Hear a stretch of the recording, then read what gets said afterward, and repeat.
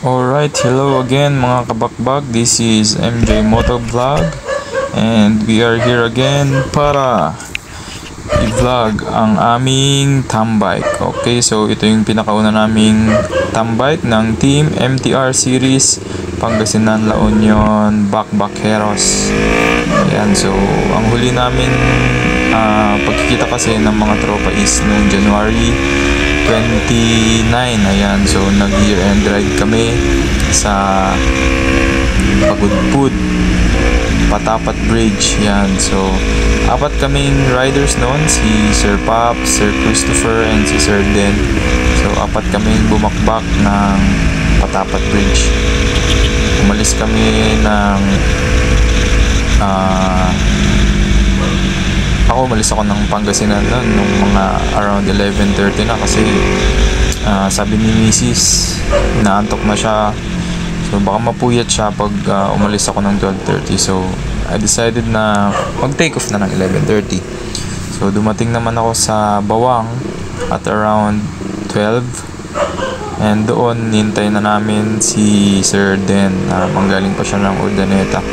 So kasama ko si Sir Pops na naghihintay doon, and then dumating si Sir Den mag-around magwa 1 na yata noon. So tumulak kami papuntang Baknotan. Dumating kami ng Baknotan mga 1:20, and andun na nga si Sir si Sarge, si Sir Chris. And after nun tumulak na kami sa aming first stop sa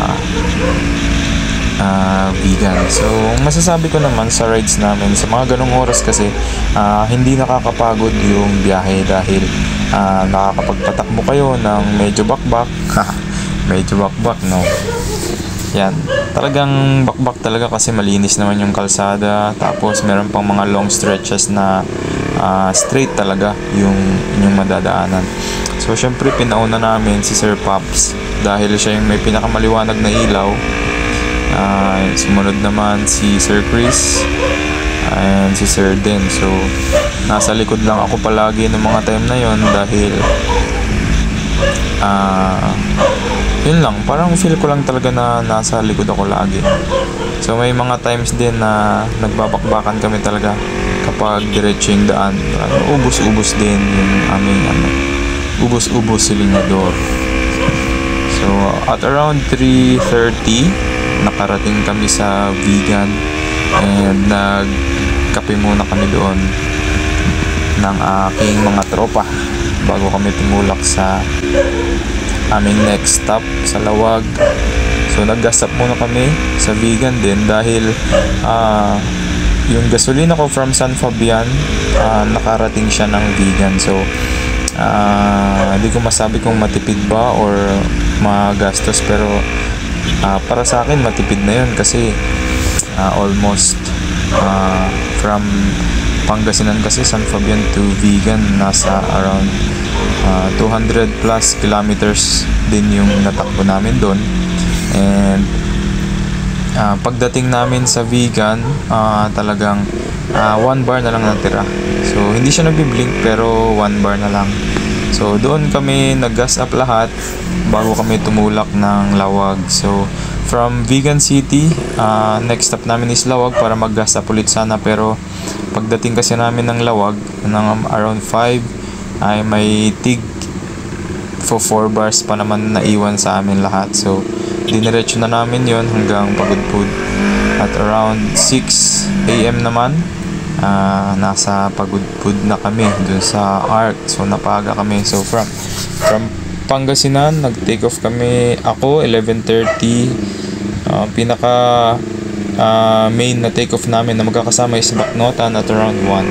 So from Baknotan to Pagudpud tinakbo namin siya ng 2, 3, 4, 5, 6. So 5 hours. So ganyan kabilis ang biyahe kapag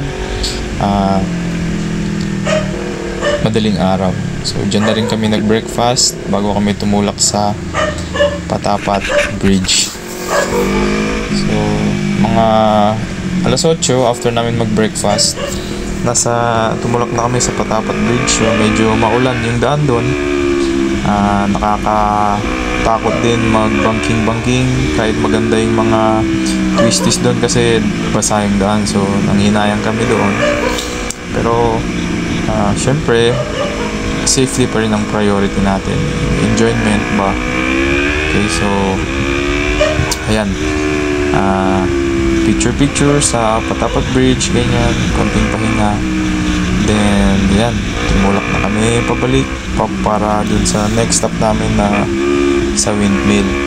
So nung malapit na kami sa windmill, i-adjust ko sana yung bag ko kasi may dala akong backpack niyan. So nung i-adjust ko siya, hindi ko makapa. So yun ang mali ko kasi nung nag-picture taking pala kami, binaba ko siya dun sa may tulay mismo. So yan, kailangan naming balikan dahil nandun yung battery ng GoPro, yung extra kong gamit, and yung ibang gamit ko, wallet, ganyan.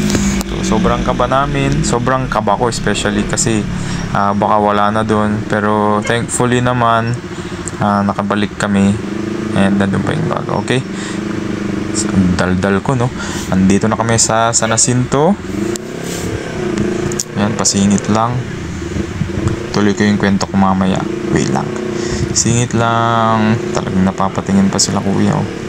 Pasensya na, minsan kasi nahihiya ako bumomba talaga pag may nagsasabi na kuya bomba, kasi natry ko na rin dito sa bayan ng San Jacinto.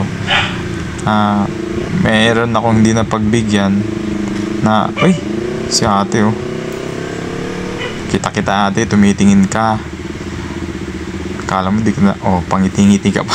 Pagalitan ako ni misis ko sa'yo. Alright, so yun nga, pasensya na, minsan di ako bumubomba kasi na experience ko na masabihan ng mayabang. Kasi meron akong nadaanan ng mga bata, sabi bomba. Tapos pag tapat ko dun sa mga bata, bomba ako isang beses. And nakarinig naman yung mga madadaanan ko, sabi nila mayabang. So minsan talaga hindi na ako bumomba. At saka minsan na-experience ko naman na meron mga grupo ng mga kalalakihan sa gilid na nagsabi naman na bomba daw, ganyan. Pero hindi ko pinagbigyan. Ang nakakatawa, ang sabi na sa akin, madamot ako. Kaya hindi ko talaga maintindihan. Bahala na. Kung nasa mood, bubomba. Kapag wala, pasensya na mga kabakbak. Fast forward, dito na tayo malapit sa Urdaneta. So nagbakbakan kami dito nila Sir Speed tsaka ni Sir Shiro, pero ginawa ko naman ng lahat, pero ginahitan lang nila ako. So ayan, medyo stretching lang ng ating alaga. So ayan, medyo nag-slow down ako kasi yung helmet ko parang may tumatalsik na mga langis. Kala ko langis kasi, kaya medyo napapatingin ako sa baba mga oras na yan.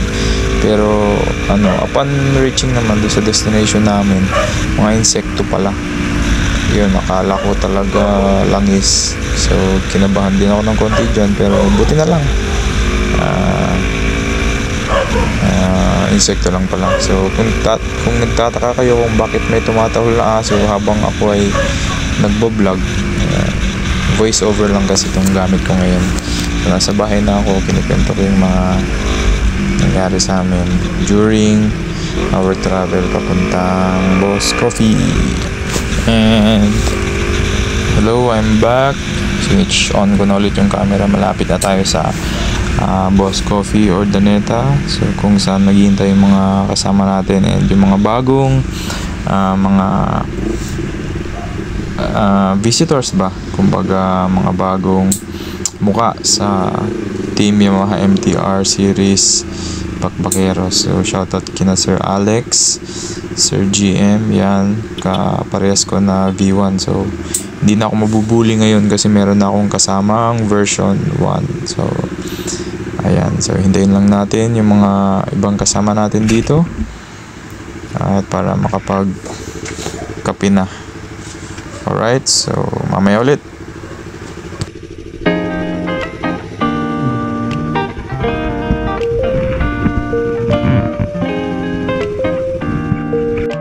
Alright, to sum up our event.